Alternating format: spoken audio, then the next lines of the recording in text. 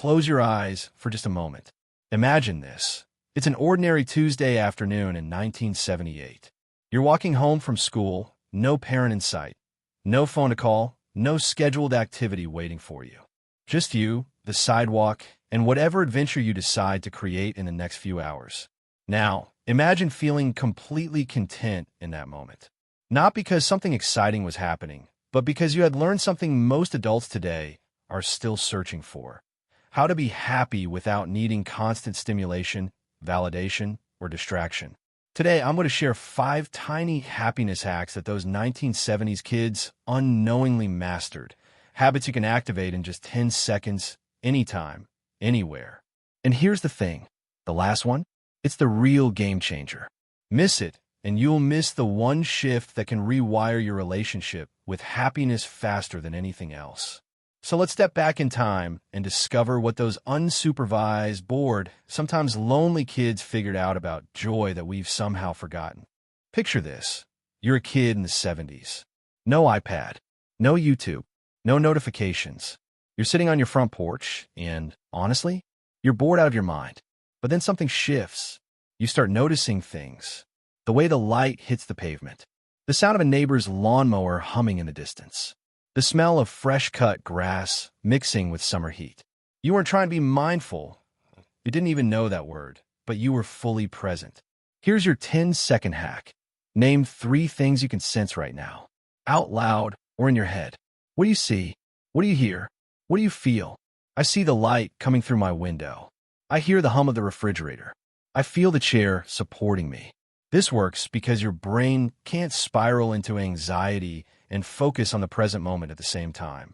Psychologists call this grounding, and it instantly shifts your emotional state by pulling you out of mental clutter and into sensory awareness.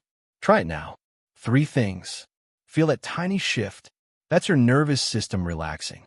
And the best part? It takes 10 seconds. Now that we've anchored your mind, let's reset your body.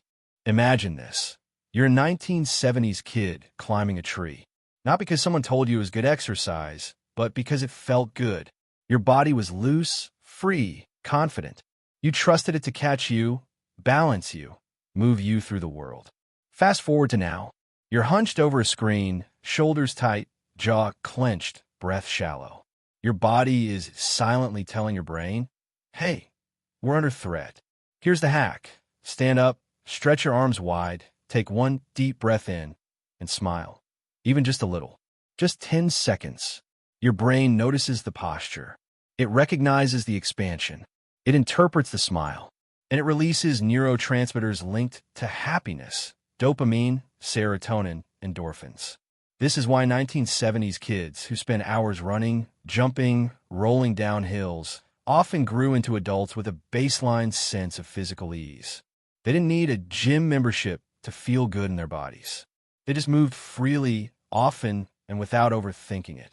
You can recreate that in 10 seconds, right now. And if you think that was simple, habit 3 works even faster. When you're stressed, your vision literally narrows. It's called tunnel vision, and it makes the world feel smaller, tighter, more threatening. Now imagine a 1970s kid standing in an open field, staring at the horizon. Maybe they're watching clouds drift by. Maybe they're squinting at a kite in the distance. Their gaze is soft, wide, open. To recreate this, lift your eyes away from your screen and look at something far away. Across the room, out the window, across the street, anything. Hold your gaze there for 10 seconds. This instantly relaxes your nervous system. It tells your brain, hey, we're safe. No danger here. We can expand. When your brain feels safe, happiness has room to come back in. This is a favorite tool used by psychologists and trauma therapists because it's so simple yet so deeply effective. It's also why those kids who spend hours outdoors, gazing at trees, sky, and open space, often develop a sense of calm resilience. Their nervous systems learn to relax naturally. You could train yours too, 10 seconds at a time. But we're about to go even deeper because habit 4 hits your emotional brain directly. Here's what 1970s kids learned early. Emotions come and go.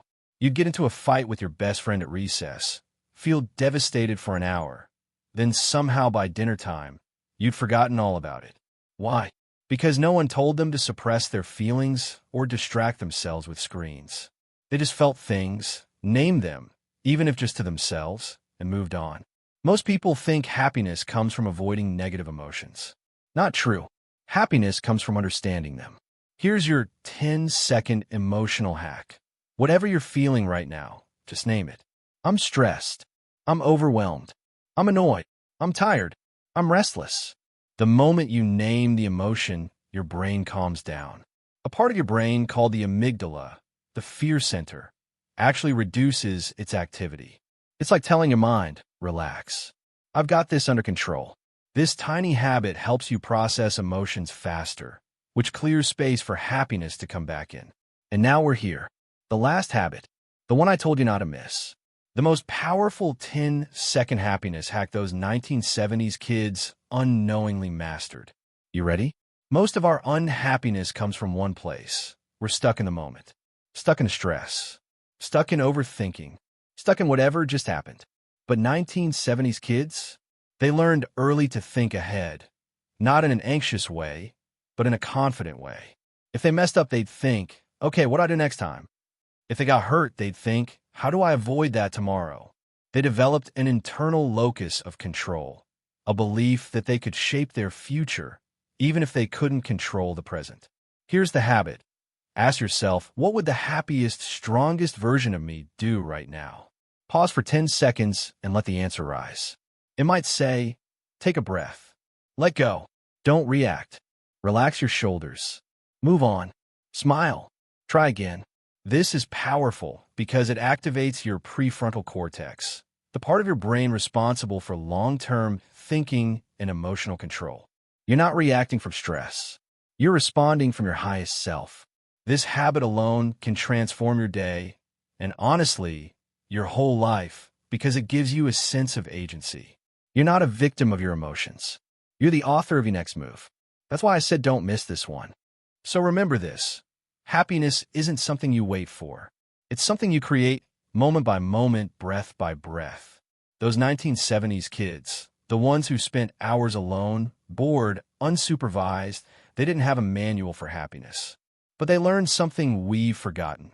That joy doesn't come from external validation, constant entertainment, or perfect circumstances. It comes from knowing how to reset your mind, regulate your body, process your emotions, and choose your next move.